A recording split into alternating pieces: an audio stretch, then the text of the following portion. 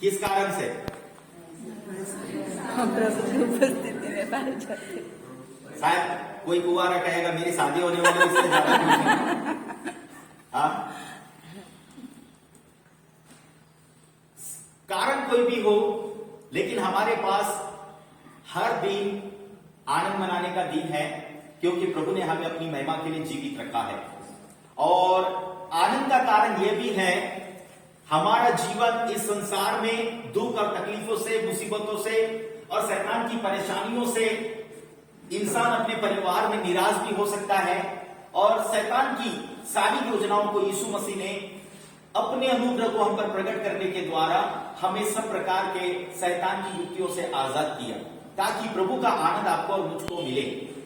मेरे प्रियो, जैसे कि हर साल मैं परमेश्वर की उपस्थिति में प्रयत्नशील रहता हूं और इन बातों का थोड़ा सा विश्लेषण करूंगा कि आप हर प्रभु के सेवकों के माध्यम से अगर उनकी भविष्यवाणियों को चेक करेंगे तो परमेश्वर अलग अलग थोड़े से चेंजेस में जगत के लिए एक अलग अलग प्रकार की भविष्यवाणियों का वर्णन करेंगे।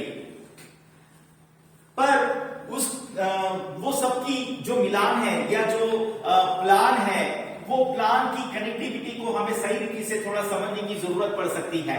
कई लोग अलग अलग प्रकार का डिक्लेरेशन करेंगे, पर उस डिक्लेरेशन में थोड़ा सा चेंजेस हो सकता है, उसे समझने के लिए कुछ लोगों को टाइम लग सकता है।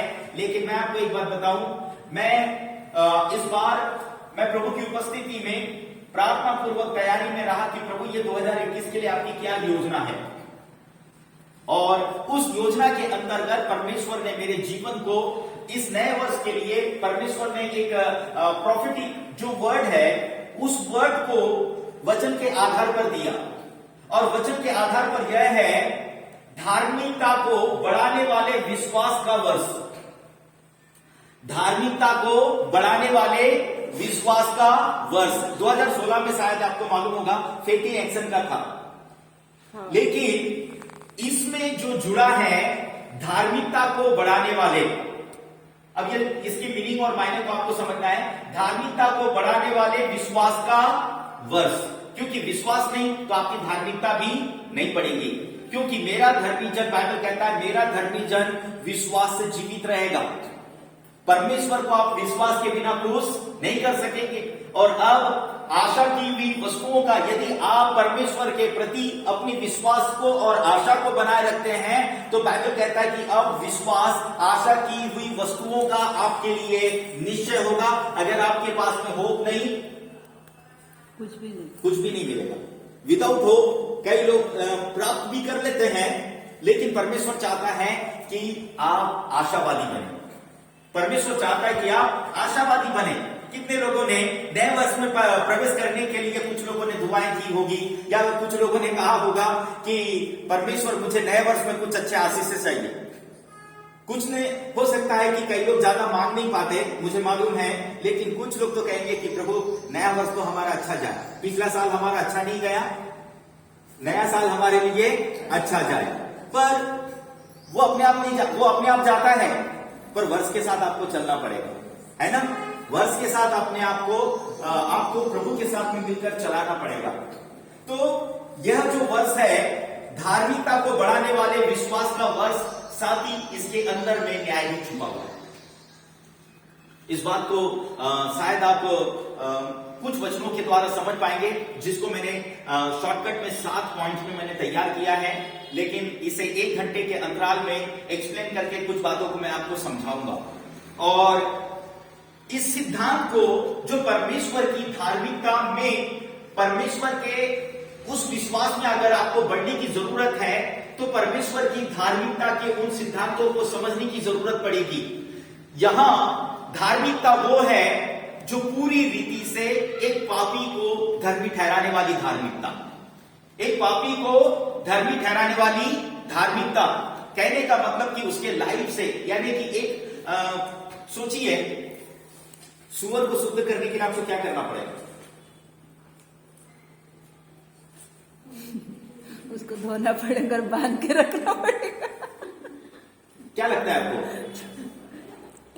लेकिन उसकी जो सबसे बड़ी जो प्रॉब्लम होती है, बाहरी प्रॉब्लम से ज्यादा अंदरूनी प्रॉब्लम होती है, क्योंकि उसको कीचड़ के बिना मजा नहीं आता, है ना।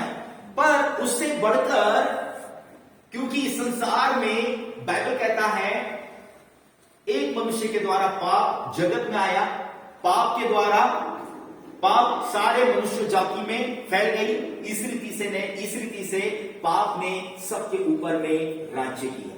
किसने? पाप ने सबके ऊपर में राज्य किया।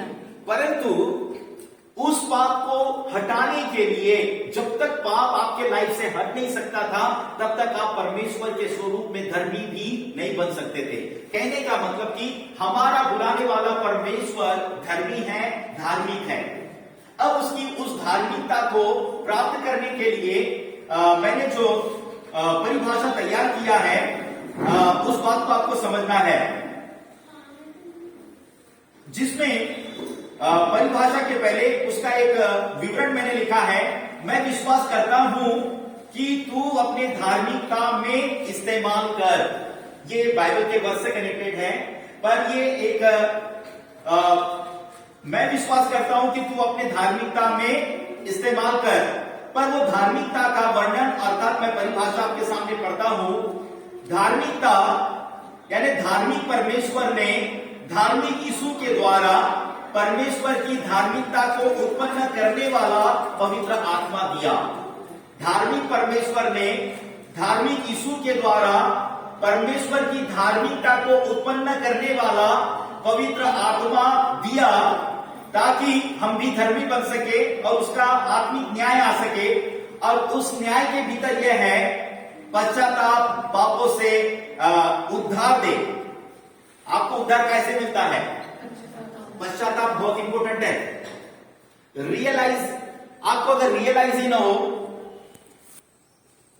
तो आप क्या कहेंगे? उदाहरण के तौर पर मैं किसी को 100 रुपया देता हूं और वो फिर भी रहे, उसको रियलाइज नहीं हो रहा 100 रुपए का, तो आप उस पर क्या रिएक्शन करेंगे? परमेश्वर चाहता है कि वैसे ही किसी न किसी बात के विषय में आपको रियलाइज होना चाहिए, एहसास होना चाहिए। और यहां पर परमेश्वर के वचन के अनुसार पश्चाताप पापों से उद्धार दे, जिससे वह वाचा, जिससे परमेश्वर ने जो वाचा अपने पूर्वजों से बांधी थी, अपने अनुग्रह और प्रतिज्ञा के द्वारा हमारे लिए पूरा करे। वह अपनी वाचा और अपनी प्रतिज्ञा को हमारे लिए परमेश्वर क्या करे? पूरा करे। तो यह है धार्मिकता का एक बहुत बड़ा वाचा के सिद्धांत को समझना है। ये धार्मिकता के जो सिद्धांत है, हम किसे परमेश्वर को जब धर्मी कहते हैं तो उसकी धार्मिकता की उस योजना को आपको समझना है, क्योंकि परमेश्वर के निकट अगर आपको स्वर्ग में प्रवेश करना है तो धार्मिक होना पड़ेगा। उसके बिना आप कभी भी परमेश्वर को देख भी नहीं सकते और प्रवेश भी नहीं कर पाओगे। इस बात को समझिएगा, ठीक है।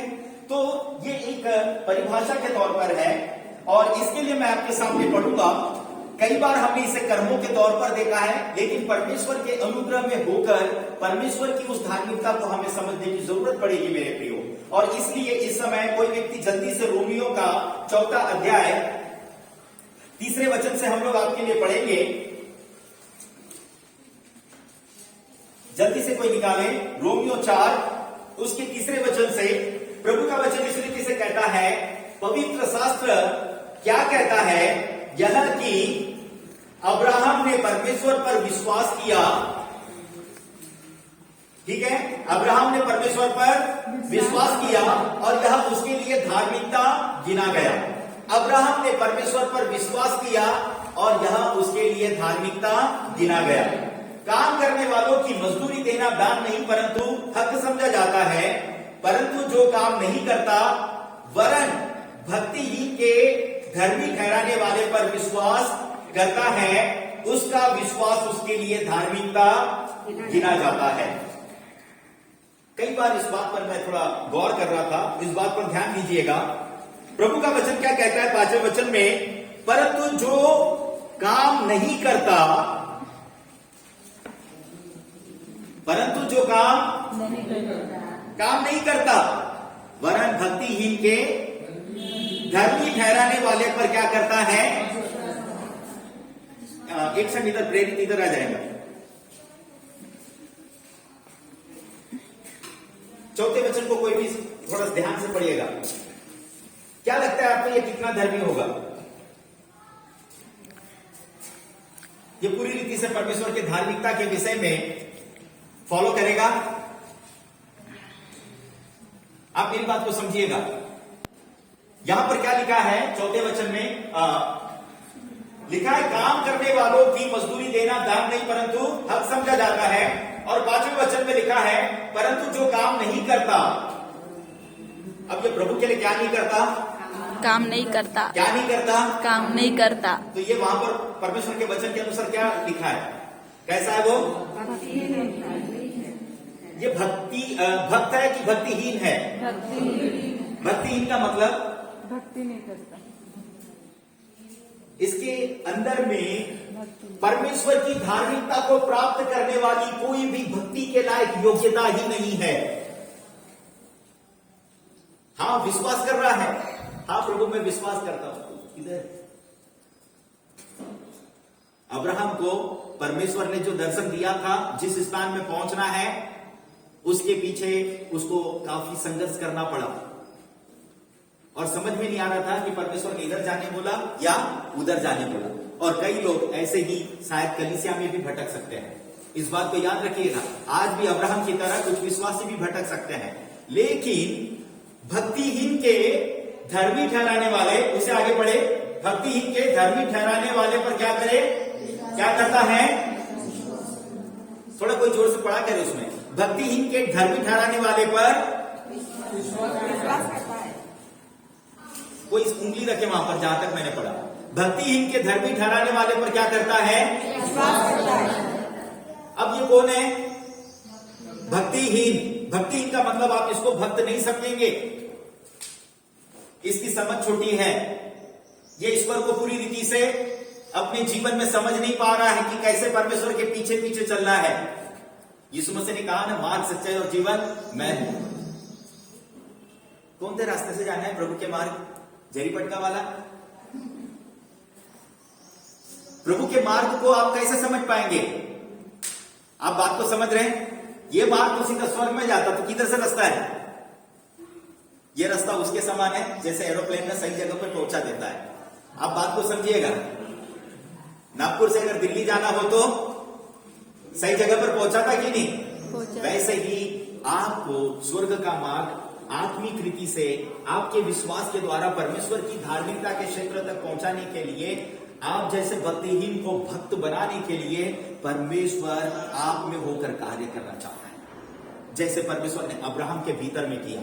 यहां पर इस बात को थोड़ा समझिएगा, क्योंकि कई बार हम कहते हैं कि अब्राहम ने विश्वास किया और उसके कर्मों से वह धर्मी ठहरा। ठीक है, वो याकूब के 2 अध्याय में उसका वर्णन है, पर हमें सबसे पहले इस बात को समझना है कि परमेश्वर किस प्रकार की कैसी धार्मिकता को निर्माण कराना चाहता है, क्योंकि ये अपने कर्मों से कभी भी परमेश्वर जैसा धर्मी बन ही नहीं सकता था, क्योंकि ये तो पापी है। आदम क्या बन चुका था? जो जेल में जा चुकेगा, जब तक उसकी सजा खत्म नहीं होगी वो बाहर निकल पाएगा क्या? एक पापी अगर अपने आप में अशुद्ध हो गया, तो जब तक उसको शुद्ध करने वाला न आए तब तक वो अपने आप से शुद्ध नहीं हो सकता। इस धार्मिकता के सिद्धांत को समझिएगा। कई बार आप परमेश्वर की इस पवित्रता को अगर नहीं समझ पाएंगे, उसके धार्मिकता के सिद्धांतों को, तो आप परमेश्वर जैसा धर्मी सही रीति से नहीं बन पाएंगे।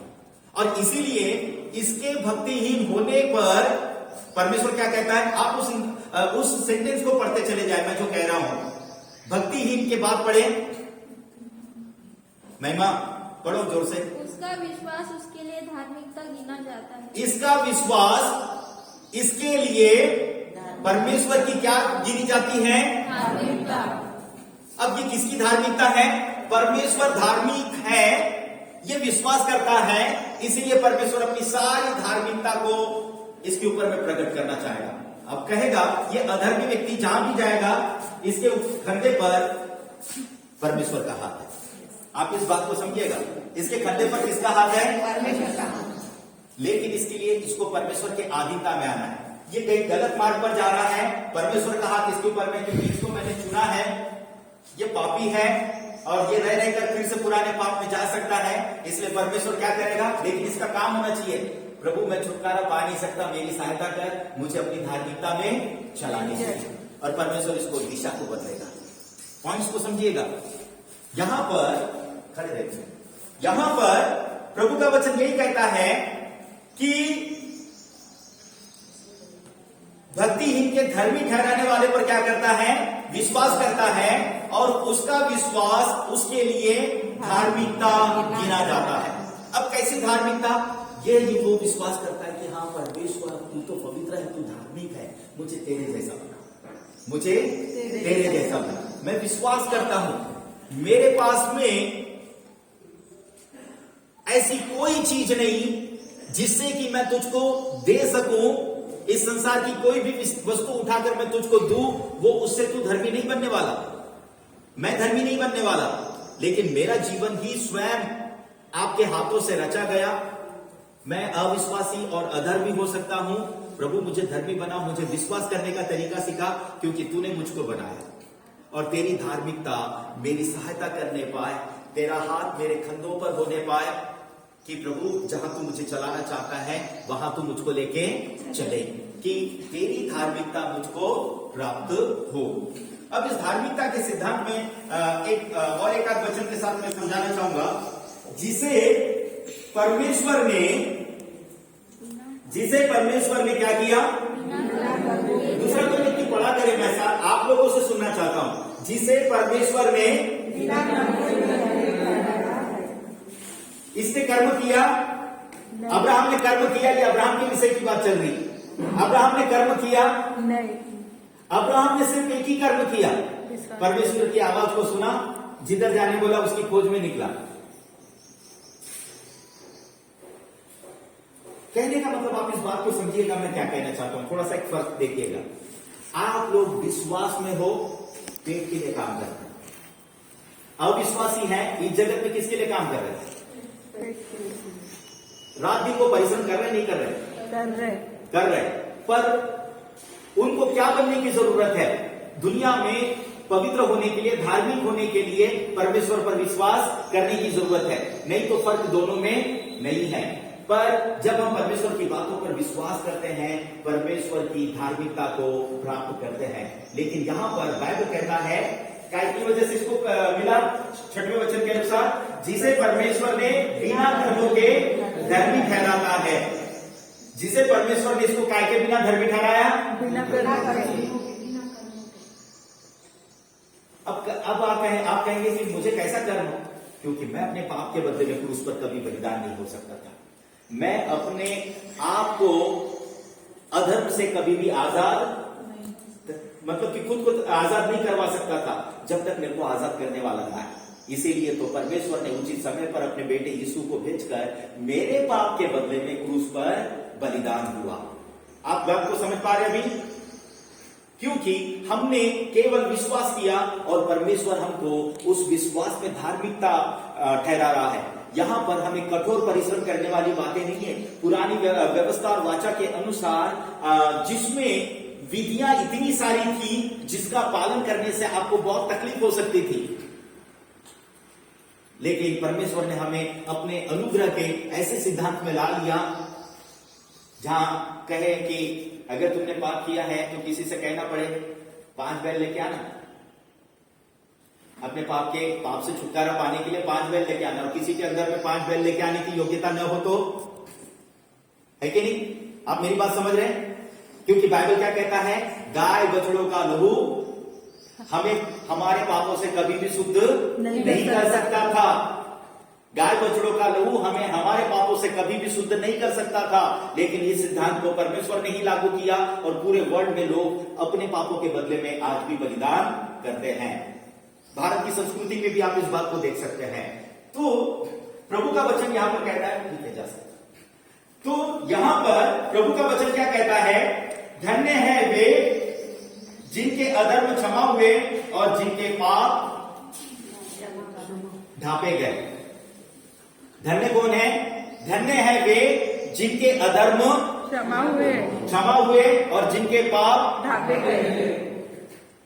आपको जब तक आपके अधर्म क्षमा नहीं हो सकते, जब तक आपके पाप पुराने नियम में ढापे गए थे, लेकिन नए नियम में यीशु मसीह ने उसको पहुंचकर पूरी रीति से शुद्ध किया। सो यदि कोई मसीह में है तो वो पूरी रीति से नई सृष्टि है। जैसा यीशु है वैसे ही हम हैं, जैसा यीशु है वैसे ही हम हैं। आप इस बात को याद रखिएगा। अगर आप अपने सामने यीशु को रखें और यीशु के पीछे अगर आप रहे तो यीशु दिखेगा। आप कैसे दिखेंगे? यीशु के समान। आप यीशु के समान। और परमेश्वर आपके कंधे पर पीछे से हाथ रखे तो आप कहां छुपे हुए हो? आप मेरी बात समझ रहे हैं? समझो, मैंने यहां फिर से प्रेरित को यहां पर खड़ा कर रहा हूं। प्रेरित के बीच में मैंने करिश्मा को बीच में रखा और पीछे परमेश्वर काम कर रहा है। हम गाना गाते नहीं, गीत गाते, तूने मुझे आगे पीछे है ना, तूने मुझे आगे पीछे, तो फिर आपको कोई पापी बना सकता? लेकिन आधीनता में चलना है। बात को समझिएगा। परमेश्वर आपको इस संसार में, जैसा परमेश्वर धार्मिक है वैसा ही वो आपको धर्मी बनाना चाहता है पूरी रीति से। और उस धार्मिकता के सिद्धांत में इसके बहुत बड़े नियम है मेरे प्रियो, इसके बहुत बड़ी जिम्मेदारियां हैं। मैं आपको कहना चाहता हूं, ये कलीसिया के लिए है, इस जगत के लिए है। और परमेश्वर के उस सिद्धांत में 2021, कई लोग कह रहे हैं 2020 से ज्यादा खतरनाक होगा। 2021 2020 से अब खतरनाक स्थिति के लिए कौन लोग चाहिए? परमेश्वर के धार्मिक लोग। लेकिन ये केवल आपको विश्वास से मिलेगा।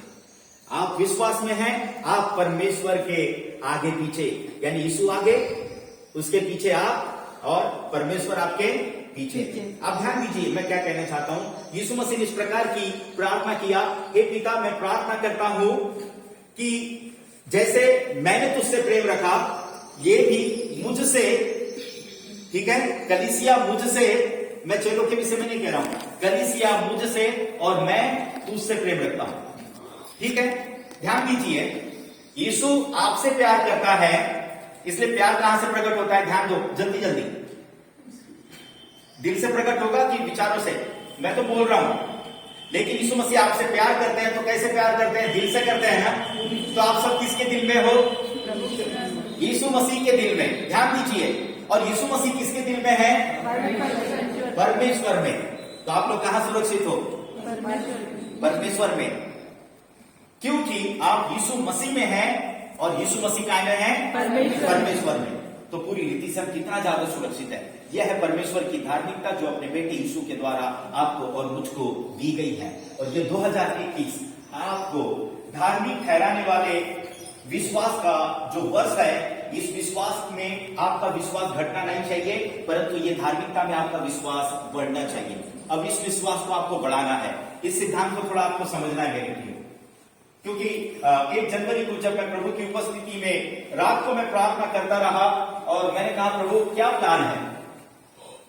और मैं हर साल प्रयत्न करता हूं, जनवरी जैसे ही लगता है तो प्रभु की उपस्थिति में मैं कोशिश में रहता हूं कि कुछ बातों को लेकर फास्टिंग में रहूं, क्योंकि अब तक बहुत सारी बातों को जो हमने अपेक्षाएं की हैं परमेश्वर के वचन के अनुसार हमने उन बातों को पूरा होते हुए नहीं पाया है।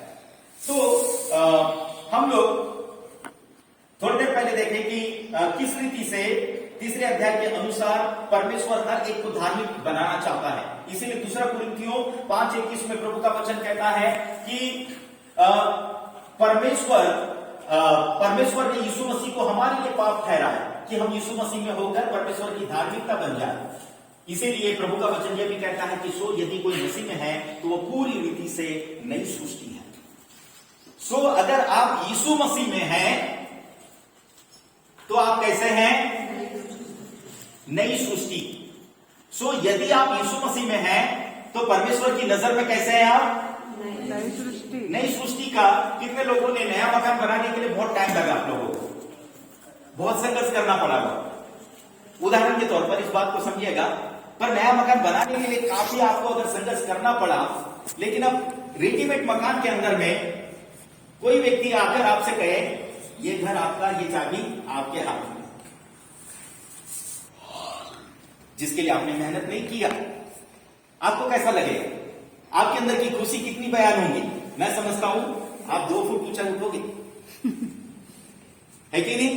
क्योंकि आप उस बात के वैल्यू को जानते हैं कि जिसके लिए मुझे मेहनत नहीं करना पड़ा, क्योंकि मकान बनाने वाले को मालूम पड़ता है कितना स्ट्रगल करना पड़ता है, पैसों से लेकर तो हर बात के लिए पानी की जो क्वेरी करनी पड़ती है, बहुत सारी बातों में तैयारियां करनी पड़ती। तो कहने का मतलब कि रेडीमेड अगर प्रभु आपको चाबी दे और कहे ये नया घर आपके लिए जो अति सुंदर है, और वैसा ही काम किया है परमेश्वर ने, आत्मिक रीति से स्वर्ग में आपके लिए मकान बनाया है, लेकिन सबसे पहले तो आपके जीवन को अपना मकान बनाया है। आपके जीवन को परमेश्वर ने अपनी नई सृष्टि का प्लेस बनाया, और नई सृष्टि का मतलब कि परमेश्वर ने यीशु मसीह को पूरी रीति से पवित्र होने के लिए जो काम करना पड़ा, वो आप सिर्फ अपने लाइफ में सिर्फ सामने यीशु को रख दो, उसके पीछे रहो। मैं आपको बता रहा, परमेश्वर यीशु को देखेगा, यीशु के पीछे आपको देखेगा। यीशु में कौन व्यक्ति खोट ढूंढेगा? कोई खोट ढूंढेगा? जो व्यक्ति यीशु के पीछे, कौन व्यक्ति उसके अंदर के पाप को ढूंढ पाएगा? ध्यान दीजिए मैं क्या कहना चाहता हूं। जो यीशु के पीछे चलेगा उसके अंदर कोई पाप ढूंढ पाएगा?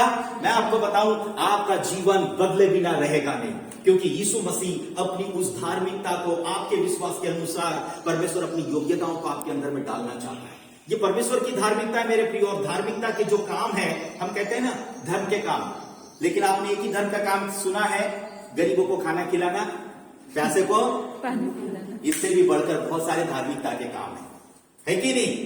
आप लोग वही अटके हैं क्या? प्यासे को पानी पिलाना, भूखे को खाना खिलाना, उससे भी बढ़कर है। ये परंपराओं से हमने देखा, लेकिन उससे भी बढ़कर है। लेकिन यीशु मसीह ने अपने धार्मिकता के कामों को बढ़ाया, और वो धार्मिकता में, उन धार्मिकता के कामों में आपको खड़े होने की जरूरत है मेरे प्रियो, और वो है यीशु मसीह।